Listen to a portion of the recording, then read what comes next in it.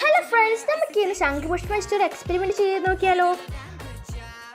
ആദ്യം നമുക്ക് കുറച്ച് വെള്ളത്തിൽ ഈ പൂക്കളൊക്കെ ഇട്ട് നന്നായി തിളപ്പിച്ചെടുക്കാം. അപ്പോൾ നമുക്ക് ഇങ്ങനത്തെ ഒരു ബ്ലൂ കളർ വെള്ളം കിട്ടും കേട്ടോ.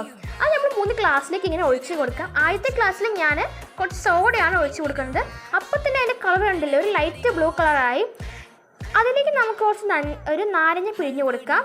അപ്പോൾ അതിൻ്റെ കളർ ഒരു അടിപൊളി ലാവൻഡർ കളർ ആയിട്ടുണ്ട് കേട്ടോ. ഇനി അതിലേക്ക് കുറച്ച് ഉപ്പിട്ട് കൊടുത്താൽ ഇതൊരു സോഡ നാരങ്ങ വെള്ളം ആയിട്ടുണ്ട്.